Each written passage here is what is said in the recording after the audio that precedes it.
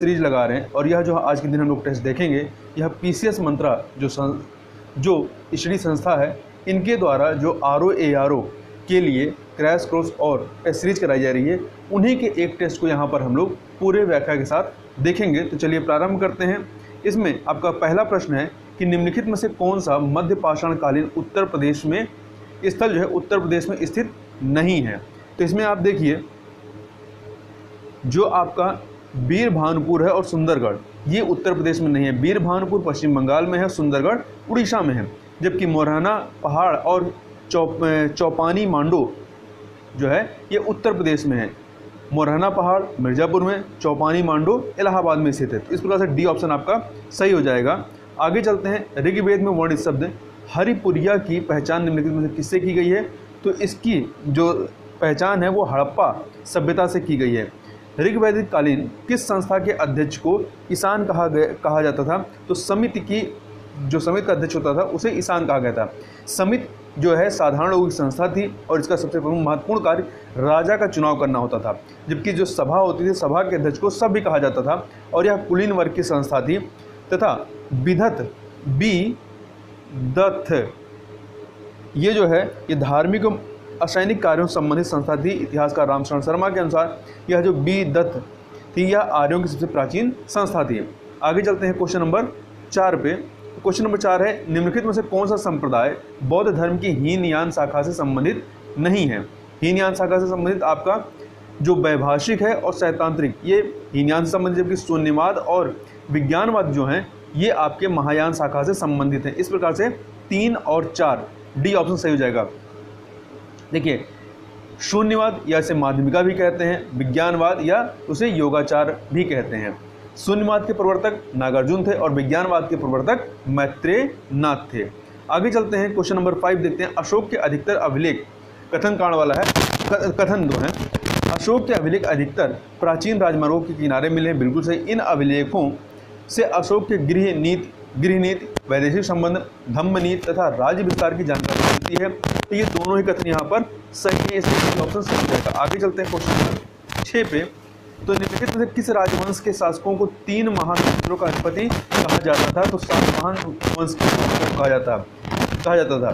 इस राजवंश के राजा अपने मातृ नामों से पहचाने जाते थे और इनकी राजभाषा थी। निम्नलिखित प्राचीन शब्दावली में सही सुमेलित नहीं है कौन सा। देखिए में जो है अन्न के रूप में प्राप्त कर को कहते थे और हिरण्य जो है धन के रूप में प्राप्त कर को। पौनवरियम ये जो है आपके स्वर्ण समिति होती थी। आयगार वाली संस्था ये विदेशियों की देखरेख से संबंधित नहीं थी, तो डी वाला सुमेलित नहीं है। ये क्या थी, ये चोल साम्राज्य में ग्रामों में नियुक्त वेतनभोगी कर्मचारी थे। यह गांव की आय व्यय का निरीक्षण करते थे। अगला है निम्नलिखित रचनाओं और उनके लेखक के संबंध में सही सुमेलित कौन सा नहीं। तो किरान उस शादेन यह पुस्तक अमीर खुसरो की है। फुतुहाते फिरोज शाही जियाउद्दीन बर्नी की है। मुंतखब उल तवारिक अब्दुल कादिर की है, अब्दुल कादिर बदायूनी की है। जबकि तबकाते अकबरी ये अबुल फाजल की नहीं बल्कि निजामुद्दीन अहमद की है। किसकी? निजामुद्दीन अहमद की है, डी ऑप्शन। आगे चलते हैं क्वेश्चन नंबर 9 पे। तो निम्नलिखित में से किस सल्तनतकालीन सुल्तान ने प्रशासनिक सुधारों के लिए साहिब दीवान की नियुक्ति की थी। तो गयासुद्दीन बलबन ने की थी। यह साहिब दीवान जो है ये प्रांतीय दीवान होते थे, हर इक्ता में इनको नियुक्त किया गया था। इसके अलावा प्रशासनिक सुधार के लिए बलबन ने सिख बरीद खलीफा आदि की नियुक्ति की थी। क्वेश्चन नंबर 10 देखते हैं। निम्नलिखित में से किसने बाबर के ही काल में उसकी आत्मकथा तुझके बाबरी का फारसी में अनुवाद किया था। तो ये अनुवाद किया था शेख जैतुद्दीन ख्वाजा ने। किसने? शेख जैतुद्दीन ख्वाजा ने किया था। तो यहाँ पर आपका ए ऑप्शन सही हो जाएगा। आगे चलते हैं। निम्नलिखित में से किस मुगल अधिकारी को कैप्टन हॉकिंस ने लेफ्टिनेंट जनरल कहा था। तो मीर बख्शी को। किसको कहा था? मीर बख्शी को कहा था और इसे अफसरे खजाना भी कहा जाता था। कोतवाल नगर पुलिस का प्रधान होता था। मीरबार वन अधीक्षक होता था। आगे चलते हैं। प्रमुख राजनीतिक जनजाति विद्रोह और उनके नेता के गलत विगुण की पहचान कीजिए। कोल विद्रोह आपका कोल विद्रोह बुद्धो भगत गंगानारायण ये सही है। अगला कूका विद्रोह ये मजनू शाह से संबंधित नहीं था। कूका विद्रोह के नेता भगत जवाहर मल थे और ये पंजाब संबंधित था। जबकि मजनू शाह जो हैं ये फ़कीर विद्रोह का इन्होंने नेतृत्व किया था। रंपा विद्रोह ये है अल्लूरी सीताराम राजू। तो यहाँ पर केवल आपका बी वाला सही नहीं है। फ्रेजर आयोग के संबंध में निम्नलिखित में से का संबंध निम्नलिखित में किससे था? तो इसका गठन जो है 1902 में लॉर्ड कर्जन के समय में होता है और इसका संबंध जो है पुलिस सुधार से था, पुलिस रिफॉर्म से। निम्नलिखित कथनों पर विचार कीजिए। भारत से नरबली की प्रथा को समाप्त करने का श्रेय हार्डिंग प्रथम और अंग्रेज अधिकारी कैम्बल को जाता है, बिल्कुल सही है। दूसरा, राजा राम मोहन राय के प्रयासों के फलस्वरूप लॉर्ड विलियम बेंटिक ने 1829 को सती प्रथा पर रोक लगाई, ये भी सही है। तीसरा, बेंटिक द्वारा सती प्रथा पर रोक लगाने से 300 वर्ष पूर्व फ्रांसीसी वायसराय ने गोवा में इस प्रथा को बंद कर दिया। तो फ्रांसीसी वायसराय ने नहीं बल्कि पुर्तगाली वायसराय अल्बुकर्क ने गोवा में इस प्रथा पर रोक लगाई थी या बंद करवाया था। तो पहला दूसरा ही आपका सही है, डी ऑप्शन। आगे चलते हैं अगले प्रश्न की तरफ। प्रश्न नंबर 15, वेद मंदिर प्रिसेप्ट्स ऑफ जीसस नामक पुस्तकों का प्रकाशन किसने किया था? तो राजा राम मोहन राय के द्वारा किया गया था। तो इन्होंने जो है इसके अतिरिक्त मिरात उल अखबार, वेद मंदिर, संवाद कौमुदी, तुहफात उल मुहिबुद्दीन नामक पत्रिका भी प्रकाशित की थी। अगला है, विदेश में स्थित क्रांतिकारी संगठनों के संस्थापकों के गलत युग को पहचानिए। India independence league Raja Mahendra Pratap, Indian independence league Ram Bihari Bose, Indian independence league Dwarkanath Das, Indian home rule society Dadabhai Naoroji. तो इसमें कौन सा गलत है? तो देखिए, जो 16 का डी है ये सही नहीं है। तो इंडियन होम रूल सोसाइटी की स्थापना श्यामजी कृष्ण वर्मा ने 1905 में इंग्लैंड में की थी, ठीक है। और यहाँ ध्यान रखिएगा, इंडियन इंडिपेंडेंस लीग नाम से 3 क्रांतिकारी संस्थाएं थी। तो 2 की स्थापना तो रासबिहारी बोस ही करते हैं। एक इंडियन इंडिपेंडेंस लीग पहले करते हैं, फिर 1942 में भी वो इंडियन इंडिपेंडेंस लीग की स्थापना करते हैं। नीचे दिए गए विकल्पों में समाचार पत्रों हिंदी प्रदीप, केसरी, कॉमनवेल्थ, सुधारक, इंडिपेंडेंस के संपादकों के नामों का सही क्रम कौन सा है? देखिए, इसमें हिंदी प्रदीप बालकृष्ण भट्ट की है, केसरी बाल गंगाधर तिलक की है, केसरी बाल गंगाधर तिलक की है, कॉमनवेल्थ एनिवेशन की है, सुधारक गोपाल कृष्ण गोखले की है, और इंडिपेंडेंस जो है ये मोतीलाल नेहरू की है। सी ऑप्शन सही हो जाएगा। आगे चलते हैं। असहयोग आंदोलन के दौरान सर्वाधिक सफल कार्यक्रम क्या रहा है? तो असहयोग आंदोलन 1920 में जब प्रारंभ होता है तो इसमें सबसे अधिक सफल कार्यक्रम विदेशी कपड़ों का बहिष्कार था। आगे चलते हैं। निम्नलिखित घटनाओं को पहले से बाद के क्रम में लगे। पूना समझौता जो है आपका 5 मार्च 1931 को होता है, 26 सितंबर 1932 को होता है, जबकि व्यक्तिगत सत्याग्रह अक्टूबर 1940 में। तीसरा गोलमेज सम्मेलन 1932 में होता है, नवंबर 1932 में। गांधी इरविन समझौता होता है 5 मार्च 1931 में। तो इसमें सबसे पहले आपका क्या आएगा? सबसे पहले आपका गांधी इरविन समझौता आएगा, फिर पूना समझौता आएगा, फिर उसके बाद आपका तीसरा गोलमेज सम्मेलन होगा, फिर आपका व्यक्तिगत सत्याग्रह होगा, ठीक है। इस प्रकार से ए ऑप्शन जो है सही हो जाएगा, ए ऑप्शन सही हो जाएगा। आगे चलते हैं। क्वेश्चन नंबर 20, सांप्रदायिक पंचाट कम्युनल अवार्ड की घोषणा किस ब्रिटिश प्रधानमंत्री के द्वारा की गई थी? तो ये की जाती है, इस समय जो ब्रिटिश प्रधानमंत्री था वो कौन था? ये एक सेकेंड, ये मैकडोनाल्ड थे। कौन थे? मैकडोनाल्ड थे। और इस समय एक सेकेंड, क्या कहा है? सांप्रदायिक पंचाट कम्युनल अवार्ड की घोषणा के समय में किस ब्रिटिश प्रधानमंत्री के समय में ये की गई थी? इस समय इंग्लैंड के प्रधानमंत्री कौन थे? मैकडोनाल्ड थे, ठीक। कौन थे? मैकडोनाल्ड थे। यहाँ पर आपका बी वाला ऑप्शन सही है। अगला 1857 विद्रोह के समय कंपनी का मुख्य सेनापति कौन था? तो मुख्य सेनापति पूछ रहा है, तो जॉर्ज एनसन था। कौन था? जॉर्ज एनसन मुख्य सेनापति था, जबकि इस समय ब्रिटिश प्रधानमंत्री पामस्टान थे और लॉर्ड कैनिंग जो है ये भारत गवर्नर जनरल था। आगे चलते हैं। अगला प्रश्न है, 1946 में जवाहरलाल नेहरू की अध्यक्षता में बनी भारत की प्रथम अंतरिम सरकार के मंत्रिमंडल गलत युग्मों की पहचान कीजिए। अरुणा असफली रेल विभाग सही है, जगजीवन राम श्रम विभाग इनका भी सही है, बलदेव सिंह रक्षा विभाग ये भी सही है, राजगोपालाचारी इसमें नहीं थे, ठीक है। उद्योग एवं आपूर्ति विभाग जो है ये जान मथाई के पास था। तो डी वाला आपका गलत युग्म है। निम्न कथनों पर विचार कीजिए। अनुच्छेद 358 केवल अनुच्छेद 19 के अंतर्गत मूल अधिकारों से संबंधित है। बिल्कुल सही है। ठीक है, ये आपका सही है। दूसरा, अनुच्छेद 359 आपातकाल घोषणा होने पर स्वतः ही मूल अधिकारों का निलंबन कर देता है। नहीं, स्वतः नहीं करता है। अनुच्छेद 359 मूल अधिकारों को स्वतः निलंबन नहीं करता, बल्कि यह राष्ट्रपति को शक्ति देता है कि वह मूल अधिकारों के निलंबन को लागू करे। तो यहाँ पर केवल पहला कथन सही है, दूसरा वाला नहीं। राष्ट्रपति के लिए दायित्वों का संदर्भ निम्नलिखित पर विचार कीजिए। वार्षिक वित्तीय विवरण को संसद के समक्ष रखवाता है, अनुदान की मांग हेतु सिफारिश करता है, कोई विधेयक धन विधेयक है या नहीं इसका निर्णय करता है। नहीं, तीसरा वाला गलत है, क्योंकि कोई विधेयक धन विधेयक है या नहीं इसका निर्णय जो है लोकसभा अध्यक्ष करता है। तो केवल पहला और दूसरा ही यहाँ पर सही है। लोक नीति का अभिभावक कौन होता है? तो लोक नीति का जो अभिभावक होता है वो आपके नियंत्रक एवं महालेखा परीक्षक होते हैं। सी ऑप्शन आपका सही हो जाएगा। क्वेश्चन नंबर 26 देखते हैं। देखिए, संघ सूची के संबंध में निम्न कथनों पर विचार कीजिए। यह 7वीं अनुसूची की प्रथम सूची है, सही है। इसमें मूल रूप से 99 विषय शामिल थे। नहीं, मूल रूप से 97 विषय थे, परंतु अब 100 हो गए हैं। तो दूसरा वाला गलत है। संसद को इस सूची पर कानून बनाने का अनन्य अधिकार है। पहला और तीसरा आपका सही है, सी ऑप्शन। वित्त आयोग के संदर्भ में निम्न कथनों पर विचार किया। एक संवैधानिक संस्था है। संसद द्वारा इसका गठन प्रत्येक 5 वर्ष पर किया जाता है। नहीं, संसद द्वारा नहीं बल्कि राष्ट्रपति के द्वारा किया जाता है, इसलिए दूसरा वाला कथन गलत है। तीसरा, यह संघ एवं राज्यों के बीच करों के शुद्ध आगम के विवरण से संबंधित सिफारिश करता है। तो पहला और तीसरा ही आपका सही है, पहला और तीसरा ही सही है। आगे चलते हैं।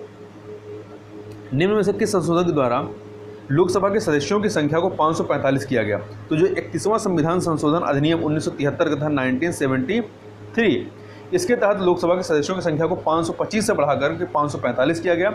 और इसी संशोधन के माध्यम से केंद्र शासित राज्यों का पद जो पहले 25 था उसे घटा करके 20 कर दिया गया। आगे चलते हैं क्वेश्चन नंबर 29 पे। निम्न में से किस संशोधन के तहत मिजोरम को पूर्ण राज्य का दर्जा दिया गया? तो ये जो है 53वें संशोधन के आधार पर, 53वें के आधार पर 1986 में, और ये भारत का 23वां राज्य बना। ठीक है, साथ ही अनुच्छेद 371(6) जोड़कर इसे विशेष राज्य का दर्जा प्रदान किया गया। भारत के निर्वाचन आयोग के संबंध में निम्न में से कौन सा कथन सत्य नहीं है? यह एक स्थायी संवैधानिक निकाय है, सही है। इसकी स्थापना 1952 में की गई थी। नहीं, इसकी स्थापना 25 जनवरी 1950 को की गई थी। यह संसद तथा राज्य विधानमंडल के प्रत्येक सदन हेतु चुनाव कराता है, बिल्कुल कराता है। वर्तमान में यह 3 सदस्यीय निकाय है, ये भी सही है। आगे चलते हैं। निम्नलिखित में से कौन सा कर राज्य सूची में शामिल नहीं है? देखिए, भू राजस्व, खनिज अधिकारों पर कर, शराब पर उत्पाद कर, ये सभी शामिल, परंतु निगम कर जो है कॉर्पोरेट टैक्स ये इसमें शामिल नहीं है। आगे चलते हैं। निम्न कथनों पर विचार कीजिए। भारतीय संविधान की प्रस्तावना नेहरू रिपोर्ट पर आधारित है, गलत। दूसरा, नेहरू रिपोर्ट पंडित जवाहरलाल नेहरू ने प्रस्तुत की थी, ये भी गलत है। देखिए, भारतीय संविधान की प्रस्तावना जवाहरलाल नेहरू द्वारा प्रस्तुत उद्देश्य प्रस्ताव पर ना कि नेहरू रिपोर्ट पर। तो उद्देश्य प्रस्ताव पर आधारित, जबकि नेहरू रिपोर्ट जो है मोतीलाल नेहरू ने प्रस्तुत किया था। तो यहाँ पर आपका दोनों ही कथन क्या है? पूरी तरीके से गलत है। दोनों में से कोई सही नहीं। आगे चलते हैं। निम्न से किस आधार पर राष्ट्रीय आपात की उद्घोषणा नहीं की जा सकती है? आर्थिक संकट के आधार पर नहीं की जा सकती है। आर्थिक संकट के आधार पर अनुच्छेद 360 के तहत आर्थिक आपातकाल की घोषणा की जाती है। निम्न में से कौन सा सुमेलित नहीं है? भारत का न्यायवादी 76 में है। राज्यसभा की संरचना जो है 80 में है, जबकि अनुच्छेद 79 में संसद के गठन संबंधी प्रावधान है। तो यहाँ पर आपका बी वाला सही नहीं है, यहाँ 80 होना चाहिए।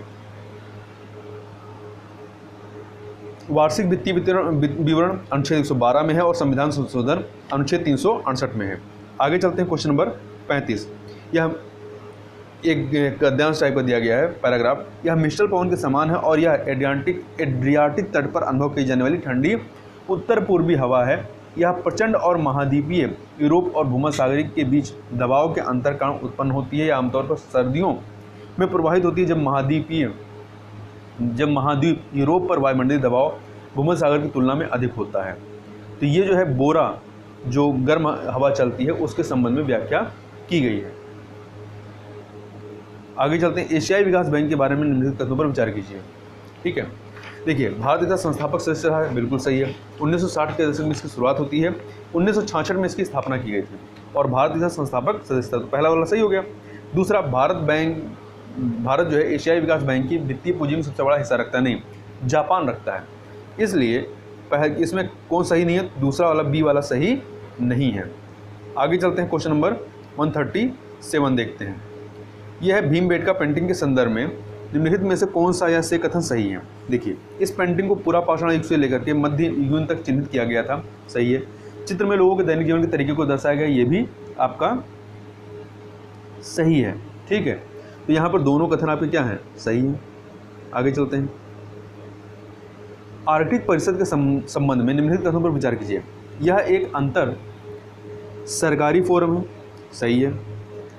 इसका उद्देश्य आर्कटिक की पर्यावरणीय स्थितियों की रक्षा करना, ये भी सही है। भारत और चीन दोनों को आर्कटिक परिषद में पर्यवेक्षक का दर्जा प्राप्त है, ये भी सही है। तो यहाँ पर डी ऑप्शन जो है वो सही हो जाएगा, ठीक है। देखिए, आर्कटिक परिषद जो है इसका गठन जो है 1996 में 1996 में किया गया था और आर्कटिक परिषद के कुल 13 गैर आर्कटिक राज्य सदस्य हैं जिन्हें भारत और चीन को शामिल करते हुए पर्यवेक्षक का दर्जा प्रदान किया गया है। आगे चलते हैं, 39 number question, longitudinal ageing study of India के संदर्भ में निम्नलिखित तथ्यों पर विचार कीजिए। यह देश की बुजुर्ग आबादी संबंधित सबूत आधारित डेटा प्रदान करेगा, बिल्कुल सही है। यह सामाजिक न्याय और अधिकारिता मंत्रालय द्वारा लॉन्च की गई योजना है, नहीं, यह स्वास्थ्य एवं परिवार कल्याण मंत्रालय का राष्ट्रीय कार्य योजना है। तो दूसरा वाला ऐसे ही आपका गलत हो गया। पहला वाला देखिए, तो पहला वाला आपका सही है, ठीक है, पहला वाला आपका सही है। तो यहाँ पे केवल ए ऑप्शन सही हो जाएगा। आगे चलते हैं, 40 नंबर क्वेश्चन, टाइटन निम्नलिखित में किस ग्रह का चंद्रमा है। तो ये आपका शनि का जो है उपग्रह है। आगे चलते हैं, क्वेश्चन नंबर 41। तो 41 देखते हैं। देखिए, समुद्री गर्म लहर या मरीन हीट वेव के संदर्भ में निम्नलिखित तथ्यों पर विचार कीजिए। इन्हें लंबे समय अवधि के लिए होने वाले महासागरों के ताप के रूप में संदर्भित किया जाता है, तो सही है वो। दूसरा, ये गर्मी के मौसम या गर्मियों के अंत के मौसम में होते हैं, तो ये गलत है, ये आपका गलत है क्योंकि यह गर्मी या सर्दियों में हो सकती है। उन्हें स्थान और समय के लिए अपेक्षित तापमान के साथ वर्ष के अंतर के आधार पर परिभाषित किया जाता है। तो यहाँ पर आपका ए ऑप्शन सही हो जाएगा। आगे चलते हैं, अगला है क्वेश्चन 42 नंबर क्वेश्चन, निम्नलिखित युगमों पर विचार कीजिए। मार्शल आर्ट और राज। सिलंबम जो है एक हथियार आधारित भारतीय मार्शल आर्ट खेल है जो दक्षिण भारत में भारतीय उपमहाद्वीप में प्रचलित है, ना कि पूर्वोत्तर भारत में। तो ए वाला आपका सही नहीं है, ठीक है। दूसरा, थांगटा आपका मणिपुर की एक मार्शल आर्ट है, ये सही है। कलारीपयट्टू जिसे कलारी के नाम से जानते हैं, यह भी एक भारतीय मार्शल आर्ट खेल है जो आधुनिक केरल में प्रचलित है। तो आपका दूसरा और तीसरा जो है वो सही है, सी ऑप्शन। आगे चलते हैं, 43 नंबर क्वेश्चन देखते हैं। इसमें पूछ रहा भारत में निम्नलिखित में कौन सा बाघ रिजर्व है। तो नामेरी नेशनल पार्क असम का है, ये है। नागरहोल राष्ट्रीय उद्यान ये भी है। सुंदरबन नेशनल पार्क ये भी है, ठीक है। तो यहाँ पर आपका तीन के तीनों हैं ये बाघ अभ्यारण्य है। अगला है, नील नदी के संदर्भ में निम्नलिखित कथनों पर विचार कीजिए। यह अफ्रीका की सबसे लंबी नदी और दुनिया की दूसरी सबसे लंबी नदी है। तो गलत है क्योंकि यह अफ्रीका की सबसे लंबी नदी है, ये है पूरे विश्व की भी सबसे लंबी नदी है, ठीक है। तो पहला वाला आपका कथन गलत हो गया। यह दक्षिण पूर्व की ओर बहती और भूमध्य सागर में गिरती है। तो ये दक्षिण पूर्व में नहीं बहती है, ये जो है आपका दक्षिण पूर्व में नहीं बहती है, बल्कि बहती किधर है। तो ये उत्तर पूर्व या भूमध्य रेखा के दक्षिण में निकलती है और उत्तर पूर्वी अफ्रीका से होकर भूमध्य सागर में गिरती है। तो दूसरा वाला भी गलत हो गया। तीसरा, इसके बेसिन में इथोपिया, सूडान, केन्या शामिल है, सही है। देखिए, इसके बेसिन में नील नदी के बेसिन में तंजानिया, बुरुंडी, रवांडा, लोकतांत्रिक गणराज्य कांगो, केन्या, युगांडा, दक्षिण सूडान, इथोपिया, सूडान और मिस्र का खेती वाला हिस्सा शामिल है।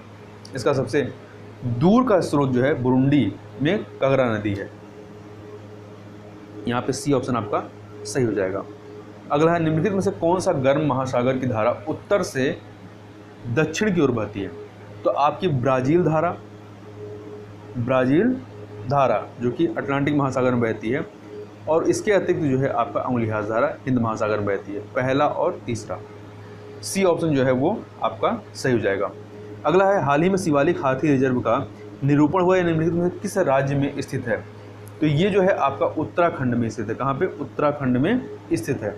आगे चलते हैं। भारत अपनी बेहतर गुणवत्ता के लिए जाना जाने वाला नीलांबूर साग निम्न में से किस राज्य में पाया जाता है? तो ये आपका तमिलनाडु में पाया जाता है। कहाँ पे? तमिलनाडु में। तो नीलांबूर सागौन उर्फ मालाबार सागौन ने भौगोलिक संकेतक GI टैग जो है प्राप्त कर लिया है। सुनहरे भूरे रंग का सागौन अपने लॉन्ग आयामों, वांछित लकड़ी की आकृति और व्यापार दुनिया में व्यापक प्रतिष्ठा के लिए जाना जाता है। आगे चलते हैं क्वेश्चन नंबर 48 पर। एक सेकेंड। 48, भारत की डबल फिश हुक रणनीति के संदर्भ में निम्नलिखित कथनों पर विचार कीजिए। पहला, इसका लक्ष्य 2022 तक मछुआरों की आय को दोगुना करने के लिए मछली उत्पादन को बढ़ाना है। ठीक है। दूसरी बात कर लेते हैं। यह नीति आयोग की प्रमुख योजना है। तो बताना है उपयुक्त कथनों में से कौन सा या से कथन सही है। तो ना पहला सही है ना दूसरा सही है। ठीक है, क्योंकि ये जो योजना है ये नौसेना के द्वारा चलाई गई और हिंद महासागर में चीनी उपस्थिति का मुकाबला करने के लिए भारतीय नौसेना एक रणनीतिक योजना पर भी काम कर रही है, जिसे अब डबल फिश हुक रणनीति के संदर्भ में के रूप में संदर्भित किया जा रहा है। और याद रखिएगा मूल रूप से 2 फिश हुक हैं, पूर्वी और पश्चिमी। तो यहाँ पर आपका डी ऑप्शन हो गया। आगे चलते हैं। वनुआतु देश जिसे हाल ही में समाचारों में देखा गया यह स्थित है कहाँ पे? तो ये जो है आपका कहाँ पर है? दक्षिणी प्रशांत महासागर में। दक्षिणी प्रशांत महासागर में स्थित है, जिसमें फिजी के पश्चिम में लगभग 500 मील और 1100 मील पूर्व में स्थित 13 प्रमुख और कई छोटे द्वीपों की श्रृंखला शामिल है। समताप मंडल की ओजोन गैस की परत की मोटाई किस इकाई में नापी जाती है? तो ऑप्शन इकाई में नापी जाती है। ओजोन परत की खोज 1913 में फ्रेंच वैज्ञानिक चार्ल्स फेब्रे और हेनरी विशोन ने की थी। इसके गुणों का अध्ययन वैज्ञानिक GMB डॉप्सन ने किया। उन्होंने इसकी मोटाई नापने के लिए स्पेक्ट्रोमीटर विकसित किया। उन्हीं के नाम पर ओजोन परत की मोटाई डॉप्सन इकाई में नापी जाती है। आगे चलते हैं। क्वेश्चन नंबर 51 देखते हैं। पठार एवं उनकी उत्पत्ति के प्रकारों के संदर्भ में कौन सा सुमेलित नहीं है? प्राशिया का पठार हिमानी पठार है। शान पठार जलाकृत पठार है। बोल्विया का पठार ये ज्वालामुखी पठार नहीं है। ये ज्वालामुखी पठार नहीं है, बल्कि यह एक अंतर पर्वतीय पठार। क्या है? अंतर पर्वतीय पठार है। तो यहाँ पर आपका सी वाला सुमेलित नहीं। पेंटागोनिया का पठार गिरिपाद पठार है। ठीक है, और ये दक्षिण अमेरिका में पेंटागोनिया का पठार जो है स्थित है, दक्षिण अमेरिका में। वहीं प्राशिया का पठार जर्मनी में है। शान का पठार म्यांमार में है। आगे चलते हैं। क्वेश्चन नंबर 52, निम्नलिखित में से कौन सुमेलित नहीं है? देखिए, सेक्रेड घाटी ये ऑस्ट्रेलिया में नहीं है। सेक्रेड घाटी कहाँ पे है? पेरू में। तो पहला वाला ही सुमेलित नहीं है। जबकि रैबिट घाटी संयुक्त राज्य अमेरिका में, हम्बर घाटी कनाडा, एब्रो घाटी स्पेन। विश्व के मरुस्थलों के संबंध में निम्नलिखित में से सुमेलित नहीं है। रब अल खली सऊदी अरब में, Dasht e Kavir Iran, Gibson Libya, Chihuahua Mexico. तो देखिए, गिब्सन जो है आपका लीबिया में नहीं है, बल्कि ये ऑस्ट्रेलिया में स्थित मरुस्थल है, सी वाला। इसके अतिरिक्त ऑस्ट्रेलिया में अन्य जो मरुस्थल उनके नाम है Great Victoria, Great Sandy, Tanami, Simpson, Little Sandy इत्यादि। आगे चलते हैं। घास के मैदानों के संदर्भ में निम्नलिखित कथनों पर विचार सुमेलित कीजिए। बेल्ट आपका ऑस्ट्रेलिया में, तो ये सुमेलित नहीं है।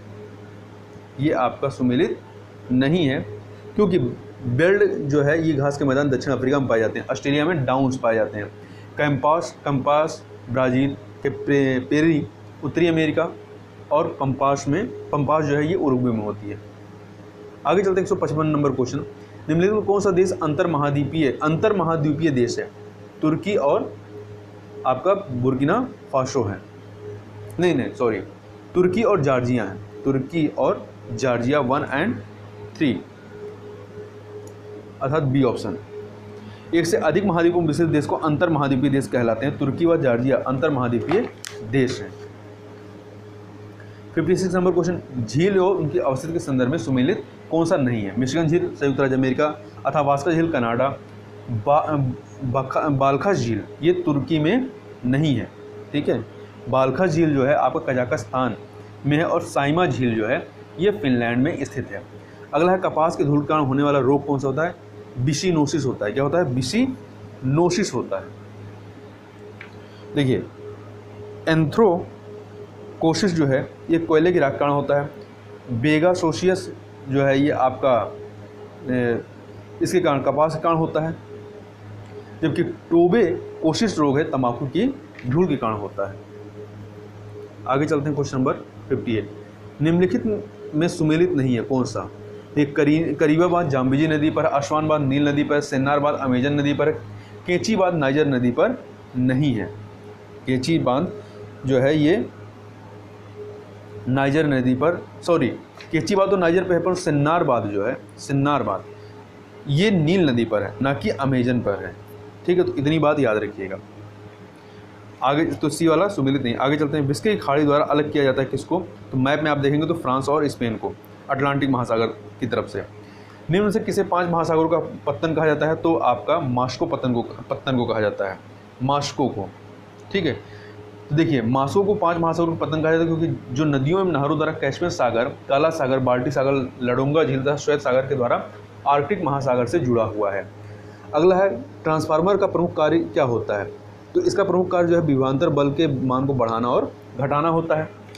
आगे चलते हैं क्वेश्चन नंबर 62, निम्नलिखित में कौन सा ग्रह पूर्व से पश्चिम दिशा में घूर्णन करता है? पूर्व से पश्चिम, तो शुक्र जो है, शुक्र और अरुण, तो यहाँ पे अरुण है ही नहीं तो केवल शुक्र माना जाएगा। ये पृथ्वी की गति के विपरीत दिशा में अर्थात पूर्व से पश्चिम दिशा में घूर्णन करते हैं। निम्नलिखित में से कौन सा सुमेलित नहीं है? देखिए, सेक्सटेंट जो है ऊंचाई को मापने वाला यंत्र है, रेडियोमीटर विकिरण मापने वाला यंत्र है, कैमोग्राफ जो है ये उच्च तापमान मापने वाला यंत्र नहीं होता है, बल्कि ये हृदय और फेफड़ों की गति का ग्राफ अंकन करने वाला उपकरण होता है। पोटोमीटर पौधों में वाष्पोत्सर्जन दर को मापने वाला। इस प्रकार से यहाँ पर सी वाला सही नहीं है।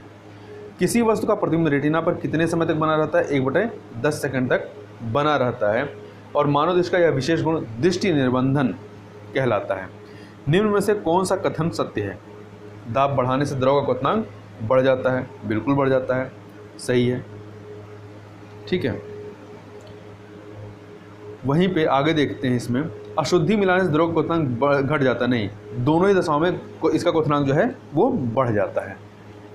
तो केवल विकल्प एक सही है। अगला है, ध्वनि के एक माध्यम से दूसरे माध्यम में जाने पर उसका गुण, कौन सा गुण नहीं बदलता है? तो उसकी आवृत्ति नहीं बदलती है, फ्रीक्वेंसी नहीं बदलती है, चाल और तरंग दैर्ध्य इत्यादि बदल जाते हैं। 67 नंबर क्वेश्चन देखते हैं, निम्नलिखित में से कौन सा प्रकाश के अपवर्तन, रिफ्रैक्शन ऑफ लाइट का उदाहरण नहीं है? तो पानी में डूबती हुई परख नली का चमकीला दिखाई देना ये नहीं है। ठीक है, तो देखिए पानी में पड़ी हुई परखनली का चमकीला दिखाई देना पूर्ण आंतरिक परावर्तन, total internal reflection of light का उदाहरण है। अन्य सभी जो हैं वो सुमेलित हैं, सही है। आगे चलते हैं 68 नंबर, किसी परमाणु के समस्थानिक में किसकी संख्या समान होती है? तो प्रोटॉनों की। अगला है, अत्यंत कम अंतर के क्वथनांक वाले मिश्रित द्रव के पृथक्करण हेतु कौन सी विधि अपनाई जाती है? तो प्रभाजी आसरण विधि अपनाई जाती है। स्विमिंग पूल रिएक्टर में मंदक के रूप में किसका इस्तेमाल होता है? तो भारी जल का इस्तेमाल होता है, भारी जल का। ठीक है, यहाँ पर ध्यान रखिएगा, नाभिकीय रिएक्टर में मंदक के रूप में भारी जल तथा ग्रेफाइट का उपयोग किया जाता है। स्विमिंग पूल रिएक्टर में मंदक के रूप में भारी जल का उपयोग किया जाता है, जबकि नाभिकीय रिएक्टर में जब ग्रेफाइट का उपयोग मंदक के रूप में होता है तब रिएक्टर को क्या कहते हैं? परमाणु पाइल कहते हैं। आगे चलते हैं, किसी विलयन के सार्वत्रिक विलायक यूनिवर्सल सॉल्वेंट होने के लिए उसका डाइलेक्ट्रिक नियतांक क्या होना चाहिए? बहुत अधिक होना चाहिए। क्योंकि देखिए किसी विलयन, एक सेकेंड, यहाँ पे किसी विलयन सॉल्यूशन के सार्वत्रिक विलायक होने के लिए उसका डाई इलेक्ट्रिक नियतांक बहुत अधिक होना चाहिए, जिस विलायक का डाई इलेक्ट्रॉनिक या डाई इलेक्ट्रिक नियतांक जितना अधिक होता है वह उतना ही अच्छा विलायक माना जाता है। जल का डाई इलेक्ट्रिक नियतांक का मान अधिक होने के कारण ही इसे सार्वत्रिक विलायक भी कहा जाता है। आगे चलते हैं, लिक्विफाइड पेट्रोलियम गैस LPG का प्रमुख घटक कौन सा होता है? तो नॉर्मल एवं आइसोब्यूटेन होता है। देखिए, लिक्विफाइड पेट्रोलियम जो गैस है इसमें एथेन, प्रोपेन और ब्यूटेन का मिश्रण होती है। इसका प्रमुख घटक नॉर्मल और आइसोब्यूटेन होता है। प्राकृतिक गैस में मीथेन तथा ईथेन होता है। मीथेन 83% और एथेन जो है वो 16% होता है। अगला, निम्नलिखित में से किसका प्रयोग अस्पतालों में बंद हवा को शुद्ध करने के लिए किया जाता है? तो ये किया जाता है आपका सोडियम पराक्साइड का उपयोग किया जाता है पनडुब्बियों, जहाज़ों तथा अस्पतालों में आदि की बंद हवा को शुद्ध करने के लिए। अगला चलते हैं 74 नंबर क्वेश्चन, निम्नलिखित में किस राजनयिक तत्व की आवश्यकता पेड़ पौधों को प्रकाश संश्लेषण से होती है? निम्नलिखित में किस रासायनिक तत्व की आवश्यकता पेड़ पौधों को प्रकाश संश्लेषण के लिए होती है? तो फास्फोरस की होती है। किसकी होती है? फास्फोरस की होती है। फास्फोरस की अनुपस्थिति में पेड़ पौधे अपना रंग खो देते हैं तथा अंततः सूख जाते हैं।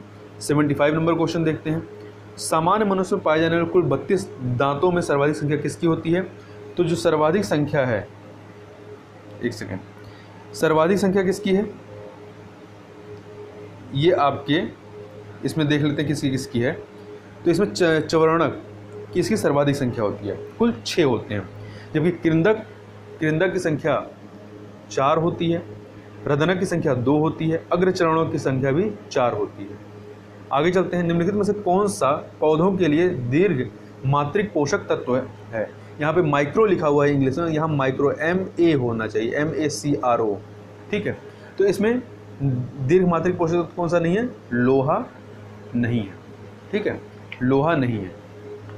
कुल 9 दीर्घ मात्रिक पोषक तत्व होते हैं। कौन कौन से? कार्बन है, हाइड्रोजन है, ऑक्सीजन है, नाइट्रोजन है, फास्फोरस है, कैल्शियम है, पोटेशियम है, मैग्नीशियम है, इत्यादि, सल्फर है। वहीं जो पौधों के लिए लघु मात्रिक पोषक तत्व हैं 8, वो कौन कौन से? लोहा है, तांबा है, जस्ता है, नहीं तांबा है, लोहा है, जस्ता है, तांबा है, निकल है, मैग्नीज है, बोरान है, मोलिब्डेनम है, क्लोरीन है। आगे चलते हैं, विटामिन के संबंध में कौन सा कथन सत्य है, असत्य है? विटामिन शब्द का प्रयोग सर्वप्रथम सी फंक के द्वारा किया गया, सही है। जल में घुलनशील विटामिन बी तथा सी होती है, ये भी सही है। विटामिनों का संश्लेषण जो है मानव शरीर की कोशिकाओं द्वारा किया जाता है, नहीं, ये गलत है, सी वाला गलत है। विटामिन विभिन्न प्रकार की उपापचयी क्रियाओं मेटाबॉलिक्स एक्टिविटीज़ का नियंत्रण करते हैं, तो ये सही है। आगे चलते हैं, क्वेश्चन नंबर 78, निम्नलिखित में कौन सा एंजाइम मानव लार में पाया जाता है? तो मानव लार में आपका क्या पाया जाता है? लाइसोजाइम पाया जाता है। मानव लार में मुख्यतः 2 प्रकार के एंजाइम होते हैं, टाइलिन और लाइसोजाइम। पेप्सिन जो है, इसमें जो ऑप्शन में पेप्सिन दिया है, पेप्सिन, म्यूसिन, ये एंजाइम जठर रस में तथा माल्टोज जो है वो आपका माल्टोज नामक एंजाइम अग्नाशय रस में पाया जाता है। निम्नलिखित में से कौन सी ग्रंथि अंतःस्रावी तथा बहिःस्रावी दोनों प्रकार की होती है? तो ये आपका अग्नाशय है, पैंक्रियास। निम्नलिखित में से किस हार्मोन को गर्भधारण के निर्धारण होने वाला हार्मोन कहा जाता है? तो ये प्रोजेस्टेरोन है। क्या है? प्रोजेस्टेरोन है। देखिए, प्रोजेस्टेरोन जो है हार्मोन का स्राव महिलाओं में गर्भावस्था एवं प्रसव में होने वाले परिवर्तनों से संबंधित होता है। यह हार्मोन रक्त या स्तन के विकास एवं दुग्ध ग्रंथियों को सक्रिय करता है। इस कारण इसे गर्भधारण के निर्धारण वाला हार्मोन कहा जाता है। टेस्टोस्टेरोन जो है यह हार्मोन पुरुषों में पाया जाने वाला एक लैंगिक हार्मोन है। रिलैक्सिन जो है ये महिलाओं में पाए जाने वाले एक हार्मोन है जो बच्चों के जन्म में सहायता करता है। एस्ट्रोजन हार्मोन महिलाओं में यौनावस्था में उनकी जनन क्षमता के विकास में मदद करता है। आगे चलते हैं, भारतीय रिजर्व बैंक ने मई 2021 में किस बैंक पर 3 करोड़ रुपए का जुर्माना लगाया था? तो ICICI बैंक पर लगाया था। आगे चलते हैं, क्वेश्चन नंबर 82, जीन फिलिप वाशल एवं एनी लेगेशन को 2021 का प्रिट्जर पुरस्कार प्रदान करने की घोषणा मार्च 2021 में की गई थी। तो ये आपका सही है। प्रिट्जर पुरस्कार का संबंध निर्माण उद्योग से है? नहीं, निर्माण उद्योग से है, ठीक है। तीसरा, इस पुरस्कार से अब तक एकमात्र भारतीय बालकृष्ण दोषी को सम्मानित किया गया है। तो तीनों कथन यहाँ पर सही हैं। आगे चलते हैं। वर्ष 2021 में संपन्न एशियाई कुश्ती चैंपियन का विजेता कौन रहा? ईरान रहा है। तो 34वीं एशियाई कुश्ती चैंपियनशिप का आयोजन कजाकिस्तान के अलमाटी में हुआ, जिसमें 7 स्वर्ण 5 रजत तथा 6 कांस्य पदक लेकर के ईरान व कजाकिस्तान प्रथम स्थान पर रहे। वहीं भारत ने 5 स्वर्ण पदक, 3 रजत पदक तथा 6 कांस्य पदक प्राप्त किए थे। अगला है, अप्रैल 2021 में दक्षिण अफ्रीका के किस पार्क में आग लगने के कारण जान माल की अत्यधिक हानि हुई है? तो ये है आपका टेबल माउंटेन।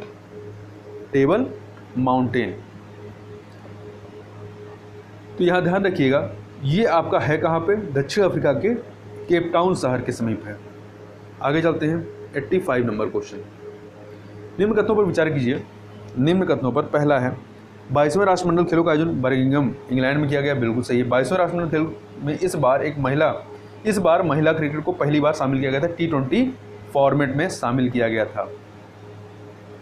ठीक है, तो यहाँ पर दोनों सही है, डी ऑप्शन सही हो जाएगा। आगे चलते हैं क्वेश्चन नंबर 86। निम्न कथनों पर विचार कीजिए। जल शक्ति अभियान कैच द रेन अभियान की शुरुआत प्रधानमंत्री नरेंद्र मोदी ने विश्व जल दिवस के अवसर पर 22 मार्च 2021 को की थी। ये सही है। दूसरा, कैच द रेन अभियान 22 मार्च 2021 से 5 जुलाई 2021 तक चलाया जाएगा। नहीं, 30 नवंबर 2021 तक चलाया जाएगा। तो इसमें केवल कौन सा कथन सत्य नहीं है? तो इसमें आपका बी वाला, दूसरा वाला सत्य नहीं है, तो केवल बी। फरवरी 2021 में अनुसूचित जनजाति आयोग के नए अध्यक्ष किसे नियुक्त किया गया है? तो नियुक्त किया गया है हर्ष चौहान को। ये इंदौर के सामाजिक कार्यकर्ता हैं। निम्न कथनों पर विचार करें। BBC sports women of the year 2020 का पुरस्कार हॉकी टीम के कप्तान रानी रामपाल को दिया गया नहीं। ठीक है, ये sports women of the year 2020 का पुरस्कार शतरंज खिलाड़ी कोनरू हम्पी को दिया गया है। तो पहला वाला सही नहीं है। दूसरा, लाइफ टाइम अचीवमेंट अवार्ड यह पुरस्कार अंजू बाबी जॉर्ज को प्रदान किया गया है। तो ये आपका सही है। तो पहला इसमें कौन सा गलत है? तो आपका पहला वाला गलत है, दूसरा सही है। वर्ष 2019 में प्रदर्शित फिल्मों के लिए जो 67वें राष्ट्रीय फिल्म पुरस्कार की घोषणा की गई है 22 मार्च 2021 को, इसमें कौन सा युग्म सम्मिलित नहीं है? सर्वश्रेष्ठ अभिनेता का जो पुरस्कार है मनोज वाजपेयी और धनुष को दिया गया है। सही। सर्वश्रेष्ठ अभिनेत्री कंगना रनौत पंगा मूवी के लिए। सर्वश्रेष्ठ फिल्म कौन सी रही? दालिते मरक्कर अरेबिका दालिंते सिंघम थी। ठीक है, तो डी वाला जो है आपका सुमेलित नहीं है। सॉरी, डी वाला सुमेलित है। डी वाला आपका सुमेलित है, परंतु सर्वश्रेष्ठ हिंदी फिल्म पंगा नहीं थी बल्कि छिछोरे थी। ठीक है, सुशांत सिंह राजपूत की मूवी छिछोरे थी। आगे चलते हैं क्वेश्चन नंबर अगले पे 90 नंबर क्वेश्चन चलते हैं। पुरस्कार सम्मान 2020 का और व्यक्ति। व्यास सम्मान जो है, व्यास सम्मान 2020 का 30वां व्यास सम्मान प्रोफेसर शरद पगारे को दिया गया। किसको दिया गया? प्रोफेसर शरद पगारे को। तो यहाँ पर पहला वाला आपका सही नहीं है। इनकी कृति क्या थी? शरद पगारे की इनकी कृति जिसके लिए इनको दिया गया है पाटलिपुत्र की सम्राज्ञी। आगे चलते हैं। संयुक्त राष्ट्र संघ ने वर्ष 2023 को घोषित किया। क्या घोषित किया? इंटरनेशनल ईयर ऑफ मिलेट्स घोषित किया, मोटे अनाजों का अंतर्राष्ट्रीय वर्ष। स्विस ओपन 2021 का महिला एकल महिला स्पर्धा वर्ग में विजेता कौन रही हैं? तो ये रही हैं कैरोलिना मारिन। इन्होंने जो है PV सिंधु को हराया था। आगे चलते हैं। फरवरी मार्च 2021 में भारत व इंग्लैंड के मध्य संपन्न 4 टेस्ट मैचों की श्रृंखला में प्लेयर ऑफ द सीरीज का पुरस्कार किसे दिया गया? तो ये जो पुरस्कार है आपका, ये दिया गया आपका रविचंद्रन अश्विन को। ठीक है, निम्नलिखित पर विचार कीजिए। अंतर्राष्ट्रीय बुकर पुरस्कार अंग्रेजी में अनुवाद की गई पुस्तक व यूनाइटेड किंगडम और आयरलैंड में प्रकाशित पुस्तक के लिए दिया जाता है, जबकि बुकर पुरस्कार अंग्रेजी भाषा में लिखे गए सर्वश्रेष्ठ उपन्यास और यूनाइटेड किंगडम और आयरलैंड में प्रकाशित उपन्यास के लिए दिया जाता है। सही है। ठीक है, एक सेकेंड, ये आपका कथन सही है।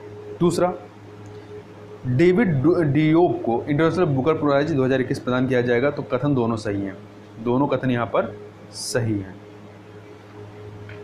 देखिए, डेविड डियोप, इनकी जो रचना रही है, इनकी पुस्तक का नाम at night all blood is black रही है। आगे चलते हैं। मार्च 2021 में जेवलिन थ्रो विधा में नया राष्ट्रीय रिकॉर्ड किसने बनाया? तो नीरज चोपड़ा ने बनाया। और इन्होंने कितना फेंका था? 80.06 मीटर। नहीं, कितना फेंका इन्होंने? 88.07 मीटर लंबा भाला फेंका था, मतलब इतना भाला फेंका था। 96 नंबर क्वेश्चन, ये है सिपरी द्वारा मार्च 2021 में जारी रिपोर्ट के अनुसार 2016 से 20 की अवधि में विश्व के हथियारों का सबसे बड़ा आयातक कौन रहा है? तो सऊदी अरब रहा। दूसरे नंबर पर भारत रहा है। हाल ही में उत्तर प्रदेश के किस जिले में काला नमक चावल महोत्सव मनाया गया? तो सिद्धार्थ नगर में मनाया गया। क्या कहाँ मनाया गया? सिद्धार्थ नगर में मनाया गया, और इसे बुद्ध चावल भी कहा जाता है। आगे चलते हैं। हाल ही में किन किन देशों के मध्य मिताली एक्सप्रेस नाम से रेलगाड़ी चलाई गई? भारत और बांग्लादेश के मध्य में न्यू जलपाईगुड़ी व ढाका के बीच। ठीक है, इससे पहले जो है मैत्री एक्सप्रेस, बंधन एक्सप्रेस, 2 अन्य रेलगाड़ियाँ परिचालित की जा रही हैं। आगे चलते हैं क्वेश्चन नंबर 99। हाल ही में संयुक्त राष्ट्र संघ द्वारा किस वर्ष मोटे अनाज के लिए अंतर्राष्ट्रीय वर्ष घोषित किया गया? 2023 को। 2023। अगला है डेजर्ट फ्लैग नाम से बहुराष्ट्रीय युद्धाभ्यास किस देश में आयोजित किया गया? तो ये किया गया आपका संयुक्त अरब अमीरात के द्वारा। D option. देखिए, डेजर्ट फ्लैग्स जो है संयुक्त राज्य अमीरात की वायुसेना की मेजबानी में आयोजित होने वाला एक बहुराष्ट्रीय वार्षिक सैन्य अभ्यास है। ठीक है, जिसमें भारत की भी वायुसेना ने पार्टिसिपेट पहली बार किया है। आगे देखते हैं। हाल ही में वर्चुअल तरीके से संपन्न हुई दिल्ली विश्व पुस्तक मेले 2021 की थीम क्या थी? तो नई शिक्षा नीति 2020 थी। मार्च 2021 में प्रधानमंत्री नरेंद्र मोदी ने कोविड काल में सर्वप्रथम किस राष्ट्र की यात्रा की? तो बांग्लादेश की यात्रा की थी। विश्व आर्थिक मंच द्वारा जारी वैश्विक लैंगिक अंतराल रिपोर्ट 2021 में भारत को कौन सा स्थान मिला था?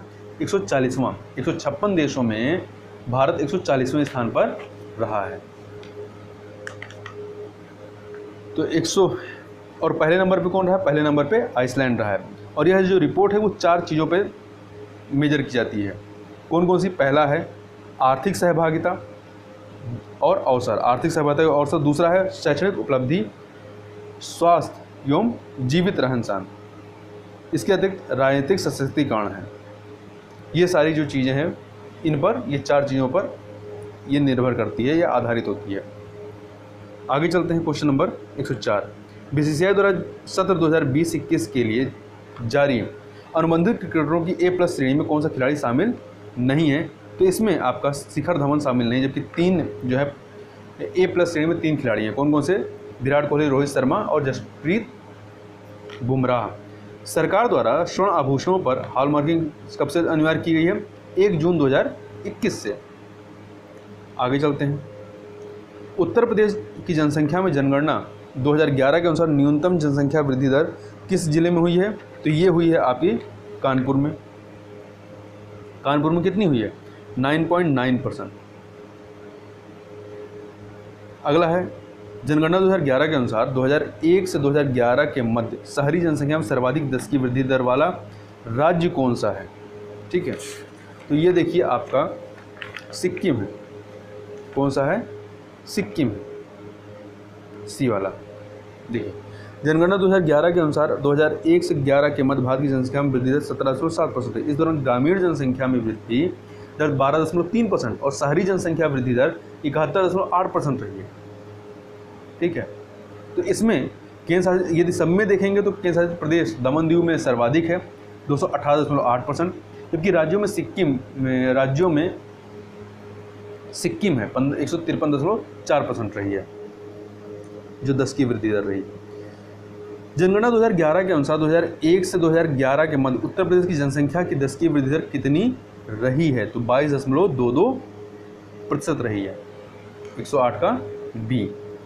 109 देखते हैं। 109 जनगणना 2011 के अनुसार उत्तर प्रदेश की साक्षरता दर राष्ट्रीय साक्षरता दर से कितनी प्रतिशत कम है? देखिए, यदि लगभग में देखें तो राष्ट्रीय साक्षरता दर 73% है, 73%, और आपका इनका 73% है। और यूपी की कितनी है? यूपी की जो है 67.7 है। तो ये डिफरेंस निकालेंगे तो कितना अंतर है? 5.3% का। तो ए ऑप्शन आपका सही हो जाएगा। आगे चलते हैं, आगे हम लोग बात करते हैं।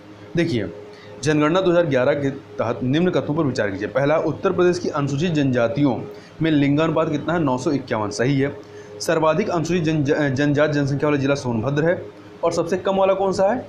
बागपत है। तो यहाँ पे दोनों कथन आपके सही हैं, तो सी ऑप्शन आपका सही हो जाएगा। अगला है, निम्नलिखित में से साख पत्र जो है किसके द्वारा दिया जाता है? तो ये एक आयातकर्ता के द्वारा दिया जाता है। तो ये जो है अंतर्राष्ट्रीय व्यापार में साख पत्र भुगतान सुनिश्चित करने संबंधी दस्तावेजी साख है, जो आयातकर्ता के निवेदन पर किसी भी संस्थान द्वारा जारी किया जाता है। आगे चलते हैं 112 नंबर क्वेश्चन। तारपोर समिति का संबंध निम्नलिखित में से किससे है? तो पूर्ण पूंजी लेखा समपरिवर्तनीयता से संबंधित है, और यह जो समिति आती है 2006 में इस समिति को लाया गया था भारतीय रिजर्व बैंक के द्वारा। इसके जिसके अध्यक्ष कौन थे? आरबीआई के पूर्व डिप्टी गवर्नर एस तारपोर की अध्यक्षता में 6 सदस्यीय समिति गठित की गई थी। गैड का तात्पर्य क्या है? General agreement on tariffs and trade. इसी के स्थान पर 1995 में जो है WTO लाया गया था, WTO का गठन किया गया था। आगे चलते हैं, क्षतिपूर्ति का सिद्धांत लागू नहीं होता है किस पे? जीवन बीमा पर। आगे यहाँ पे 2 सूचियाँ दी गई हैं, इन्हें सुमेलित करना है। प्रथम पंचवर्षीय योजना जो है आपकी, ये 1951 से 56 है। तीसरी वाली जो है ये 1961 से 66 है। चतुर्थ जो है आपकी 1969 से 74 है, और छठवीं 1980 से 85 है। इस प्रकार से आपका जो बी है 2, 3, 4, 1 ये सही हो जाएगा। आगे देखते हैं, आबिद हुसैन समिति का संबंध किससे है? तो ये लघु एवं मध्यम उद्योग से संबंधित है, और ये समिति कब गठित की गई थी? दिसंबर 1995 में। और इनकी जो प्रमुख सिफारिश थी कि लघु उद्योगों के लिए आरक्षण की व्यवस्था को समाप्त किया जाए। अगला है, निम्नलिखित में से वह मूल्य क्या है, क्या कहलाता है जिस पर सरकार खाद्यान्न का क्रय करती है? अधिप्राप्ति मूल्य, और यह अधिप्राप्ति मूल्य सामान्यतः न्यूनतम समर्थन मूल्य से ऊंचे होते हैं। आगे चलते हैं, 118 नंबर प्रश्न। निम्न में से कौन मुद्रास्फीति से सर्वाधिक लाभ पाता है? तो जो ऋणी होता है वो पाता है। भारत में भविष्य निधि क्या है? संविदा आधारित बचत है। संविदा आधारित ये बचत होती है। और ध्यान रखिएगा कि भविष्य निधि सरकार की आय नहीं अपितु दायित्व होता है। गरीबी रेखा से निकालने के लिए कौन सा तरीका उपयोग में नहीं लाया जाता है? तो साक्षरता नहीं लाया जाता है। निम्नलिखित में से कौन सुमेलित नहीं है? देखिए, मॉडर्न बेकरी कानपुर में है, सिंगरौली कोयला खान सोनभद्र में है, कृत्रिम अंग निर्माण लिमिटेड लखनऊ में नहीं बल्कि कानपुर में है। तो सी वाला सुमेलित नहीं है। हिंदुस्तान एल्युमिनियम कॉर्पोरेशन रेणुकूट में है, सही है ये। 122 नंबर पे चलते हैं। निम्नलिखित कथनों में से कौन सा कथन सत्य है? नागरिक हवाई अड्डा कानपुर में स्थित है, बाण सागर विद्युत परियोजना मिर्जापुर में स्थित है, ठीक है। इसके अतिरिक्त आपका महिगीर जनजाति उत्तर प्रदेश के बिजनौर जिले में पाई जाती है। तो तीनों ही कथन यहाँ पर सही है, डी ऑप्शन सही हो जाएगा। चंद्रप्रभा बांध निम्न से किस जिले में स्थित है? तो ये चंद्रप्रभा बांध जो है चंदौली जिले में स्थित है, चंदौली जिले में स्थित। जबकि सोनभद्र में रिहंद बांध, ओबरा बांध स्थित है, मिर्जापुर में जिरगो बांध, अहरोरा बांध, मेजा बांध तथा अदबा बांध स्थित है। ललितपुर में सजनाम बांध, गोविंद सागर बांध, शहजाद बांध और तथा रोहिणी बांध स्थित है। आगे चलते हैं, निम्नलिखित में से कौन सुमेलित नहीं है?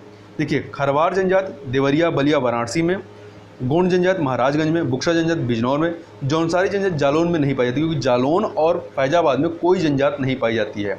तो डी वाला सुमेलित नहीं है। आगे चलते हैं, क्वेश्चन नंबर 125। निम्नलिखित कथनों पर विचार कीजिए। अबुल फजल का जन्म आगरा में हुआ था, सही है।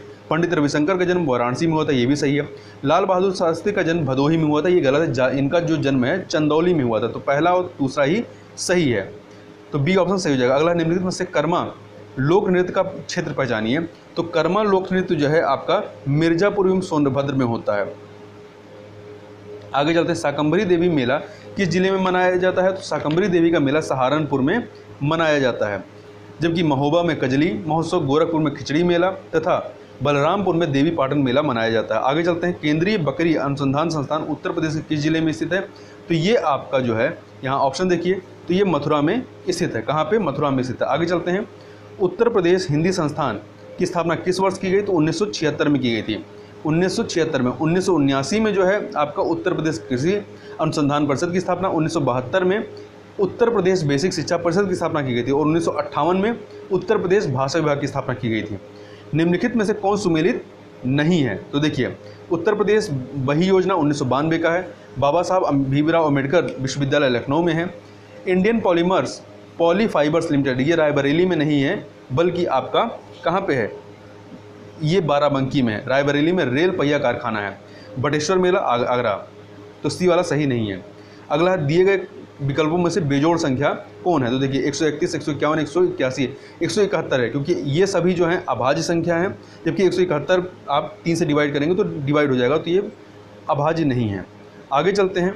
निम्नलिखित प्रश्नों में दिए गए विकल्पों में से संबंधित शब्द का चयन कीजिए। जिस प्रकार से ताला चाबी से संबंधित है, तो अपराध जो है वो जांच पड़ताल से संबंधित है। ए ऑप्शन आपका सही हो जाएगा। आगे चलते हैं। प्रश्न में दिए गए विकल्पों में से संबंधित शब्द का चयन कीजिए। डियर का जो क्या कहते हैं फीमेल वर्जन होता है मादा हिरण को, वो डोई कहते हैं। उसी प्रकार से फॉक्स का जो फीमेल वर्जन होगा वो विक्सेन होता है। सी वाला सही जगह है। लुप्त पद को ज्ञात कीजिए। 25, 125, 100 के बाद यहाँ पे लुप्त पद है। तो देखिए 25 कैसे है, 5 का स्क्वायर 25 हो जाएगा, ठीक है। 5 का क्यूब क्या होगा, 125 होगा। 10 का स्क्वायर 100 होगा। 10 का क्यूब क्या होगा, 10 का क्यूब 1000 होगा, यहाँ पे 1000 हो जाएगा। अब अगला क्या है, अगला आपका 15 का क्यूब है। 5, 10, 15 इस प्रकार से आपका बढ़ रहा है। एक श्रृंखला दी गई जिसमें एक पद लुप्त है। दिए गए विकल्पों में से सही विकल्प का चयन कीजिए जो श्रृंखला को पूर्ण करेगा। यहाँ पे श्रृंखला देखिए, यहाँ पे देखिए 1/2, 1/2 में आप 2 का स्क्वायर, 2 का स्क्वायर मतलब 4 जोड़ दीजिए तो 9/2 आ जाएगा। अब 9/2 में जो है 3 का स्क्वायर कितना होगा, 9, ये जोड़ दीजिए तो 27/2 आ जाएगा। अब 27/2 में 4 का स्क्वायर जोड़िए, तो 4 का स्क्वायर जोड़ेंगे तो कितना आ जाएगा, 4 का स्क्वायर 16, तो ये 59/2 आ जाएगा, मतलब सी वाला ऑप्शन सही हो जाएगा। अब इसमें आप जो है 5 का स्क्वायर 25 जोड़ दीजिए तो ये 109/2 हो जाएगा। आगे चलते हैं। लुप्त संख्या का चयन कीजिए। 2, 6, 12, 20, 30, तो ये कैसे आ रहा है देखिए। 1 कैसे, 2 कैसे आया, तो 1 × 1 + 1, तो 1 × 1 कितना, 1, 1, 1, 2 हो गया। इसी प्रकार से अगला देखिए 2 × 2 4 + 2 6 हो गया, तो 6 आ गया। 12 कैसे आएगा, 3 × 3 3 3 का 9 में 3 जोड़ देंगे 12 हो जाएगा। अगला 4 × 4 + 4, तो 4 चौक 16, 4 जोड़ेंगे तो 20 हो जाएगा। 30 कैसे आएगा, 5 × 5 25 + 5 30। इसी प्रकार से अगला क्या होगा, 6 × 6 + 6, तो ये 36 हो जाएगा। 36 + 6 आपका क्या हो जाएगा, ये 42 हो जाएगा। बी वाला ऑप्शन आपका सही हो जाएगा। अगला है उस अक्षर का चयन कीजिए जो निम्नलिखित श्रृंखला में प्रश्न चिन्ह को प्रतिस्थापित कर सकता है। तो देखिए आपका आई, यहाँ पर एक सेकेंड देखिए, आई को यदि नंबरिंग में करेंगे तो आई किस नंबर पे आएगा, 9 पे। 9 में 2 जोड़ दीजिए 11, 11 पे क्या आता है, के आता है, ठीक है। अब के में 11 है, 11 में 4 जोड़ दीजिए कितना हो जाएगा, 15, 15 पे क्या आएगा, ओ आएगा। फिर 15 में 6 जोड़ दिए, 2 के बाद 4 जोड़िए, 4 के बाद 6 जोड़िए, 6 जोड़ेंगे तो 15 6 21 हो जाएगा। 21 पे क्या आएगा, यू आएगा। इसी प्रकार से आप करेंगे तो m के बाद m में आप 12 जोड़ेंगे तो क्या आ जाएगा, y 12, m मतलब आपका 13 हो जाएगा। 13 में 12 जोड़ेंगे तो कितना हो जाएगा, 25, तो 25 आपका क्या हो जाएगा, 25 पे आपका y आएगा, तो ए ऑप्शन सही हो जाएगा। अगला है यदि शेर को मछली कहा जाता है, मछली को तोता कहा जाता है, तोते को चूहा कहा जाता है, चूहे को बिल्ली कहा जाता है, ठीक है, बिल्ली को बाघ कहा जाता है, तो निम्नलिखित में से एक पक्षी है, कौन सा एक पक्षी है, तो मछली को क्या कहा जा रहा था, सही, एक सेकंड, चूहे को क्या कहा गया है, तोता कहा गया है, तोते को चूहा कहा गया है, तो इस प्रकार से आपका उत्तर क्या हो जाएगा, चूहा, सी ऑप्शन। निम्नलिखित श्रृंखला में अगली आने वाली आकृति कौन सी होगी, तो इसमें देखिए इसके बाद क्या आएगा आपका सी वाला ऑप्शन। आगे चलते हैं। अगला प्रश्न है यदि d = 3, d की नंबरिंग करेगा तो 4 आएगा, पर उससे एक कम ले लिए। g की नंबरिंग करेगा 7 आएगा, तो उससे एक कम लिए 6। इसी प्रकार से OWL, तो इसमें O यदि नंबरिंग करते हैं तो 15 आता है, 15 में एक कम कर दिए 14, ठीक है, प्लस W जो है 23 होता है, इसमें एक कम करेंगे तो 22, प्लस L 12 होता है, एक कम कर देंगे 11, इसको ऐड करेंगे तो कितना आ जाएगा, 47 आ जाएगा। इसी प्रकार से फ्लावर को भी आप करेंगे तो ये कितना आ जाएगा, 73 आ जाएगा, ठीक है। तो इस प्रकार से हम लोग ने यहाँ पर 140 प्रश्नों को किया। तो इस वीडियो में बस इतना ही, मिलते हैं नेक्स्ट वीडियो में, तब तक के लिए बहुत बहुत धन्यवाद।